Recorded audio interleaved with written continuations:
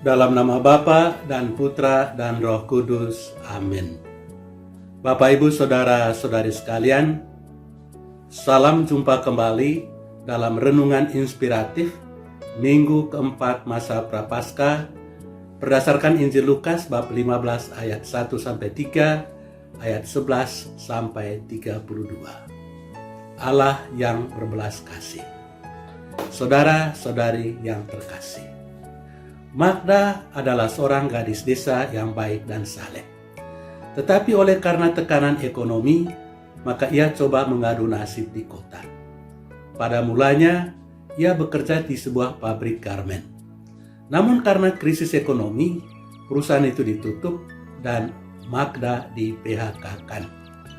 Dalam keadaan luntang-lantung, dia akhirnya menerima tawaran seorang ibu untuk bekerja pada perusahaannya. Magda tidak menaruh curiga sedikit pun tentang pekerjaan apa yang bakal dilakoninya. Setelah menginap beberapa hari di rumah ibu itu lalu mengirim Magda ke sebuah rumah bordil tempat pelacuran. Di tempat itu, Magda dipaksa untuk melayani para lelaki hidung belang.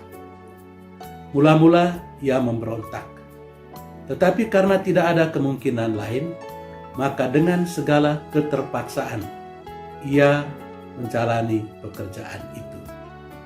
Namun, lama-kelamaan, ia menjadi terbiasa.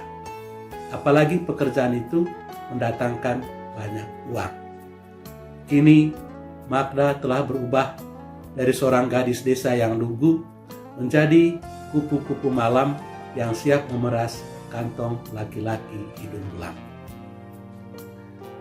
Pada suatu hari, secara kebetulan, ia berjalan lewat di depan sebuah kapela. Magda tersentak. Ia teringat akan kapela kecil di kampungnya. Ia teringat teman-teman masa kecilnya ketika setiap hari Minggu mereka pergi ke gereja. Ia teringat rumah mereka yang kecil. Ia teringat akan kali yang berkelok-kelok di belakang kampung mereka. Ia teringat akan sawah-sawah yang seolah berbaris-baris di lereng bukit. Magda ingat rumah. Ia ingin pulang kampung. Air matanya mengalir deras. Maka pada saat itu juga ia memutuskan untuk kembali ke kampung halamannya. Ketika ia memasuki kampung, hatinya tiba-tiba menjadi kecut dan ragu. Akankah orang tua menerima dia yang telah jatuh ke dalam lumpur dosa?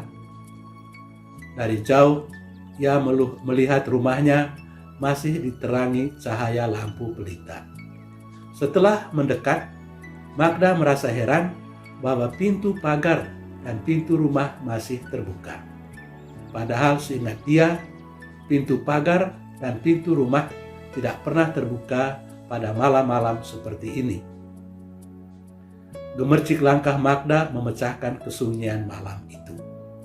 Tiba-tiba ia mendengar suara ibunya, "Magda, engkaukah itu?"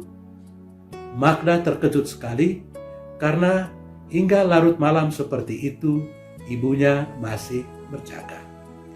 Lalu ia menjawab, "Ya, Bu." Tetapi mengapa hingga saat-saat seperti ini ibu tidak menutup pintu pagar dan pintu rumah? Ibunya menjawab, "Anakku, sejak engkau berangkat bertahun-tahun yang lalu, pintu depan itu tidak pernah terkunci dan pintu rumah tidak pernah tertutup. Karena kami percaya bahwa pada suatu saat engkau pasti akan kembali.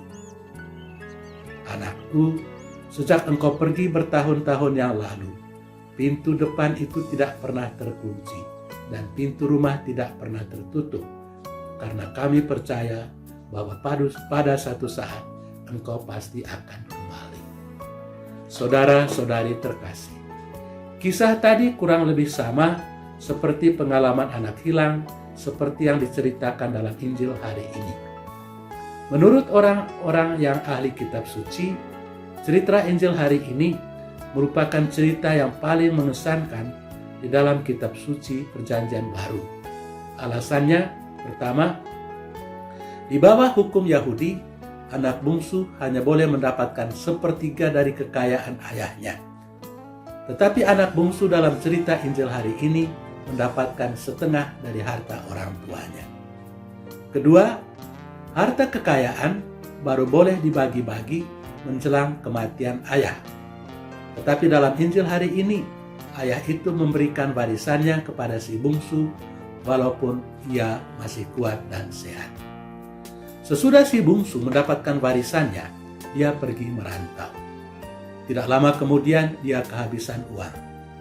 Dia terjerumus dalam kemiskinan yang luar biasa. Dia ditugaskan untuk memberi makanan babi.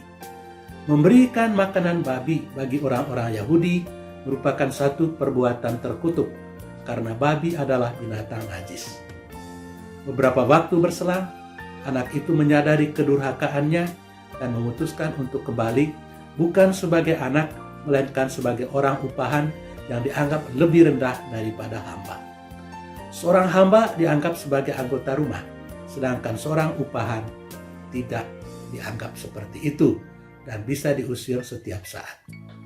Selanjutnya Injil bercerita bahwa ketika anak itu tiba di rumah, bapaknya memperlakukan dia secara tidak terduga-duga. Ayahnya berlari-lari mendapatkan dia, merangkul dan mencium dia. Belum sempat anak itu mengucapkan sepatah kata, ayah itu sudah memerintahkan hamba-hambanya untuk mengambilkan jubah dan mengenakan cincin pada jarinya, serta membunuh lembu yang paling tambun agar mereka bisa berpesta dan bersukaria, sebab anak yang hilang itu ditemukan kembali, ia telah mati dan hidup kembali. Saudara-saudari terkasih, ada 3 kelemahan Allah yang merupakan keuntungan bagi manusia. Pertama, dia tidak bisa membedakan angka-angka. Dia menyamakan 1 dengan 99 dalam perumpamaan tentang domba yang hilang. Itu berarti 1 orang berdosa sama pentingnya dengan 99 orang yang saleh. Kedua, dia tidak bisa membedakan jangka waktu. Dia menyamakan orang yang masuk dan bekerja pada pagi hari, siang hari, dan sore hari dengan memberikan upah yang sama dalam perumpamaan tentang orang-orang upahan yang bekerja di kebun anggur. Itu berarti orang yang tidak berjasa pun tetap mendapat kasih karunia dari Allah. Ketiga, dia tidak bisa membedakan mana orang baik, orang saleh, dan mana orang berdosa, karena dia menerima semua orang dan memperlakukan mereka secara sama, baik orang saleh maupun orang berdosa. Allah kita adalah Allah yang mencintai kita tanpa syarat. Semoga kita pun bisa mencintai satu sama lain dengan cinta Tuhan, yakni mencintai sesama tanpa syarat. Tuhan memberkati kita. Amin. Dalam nama Bapa dan Putra dan Roh Kudus.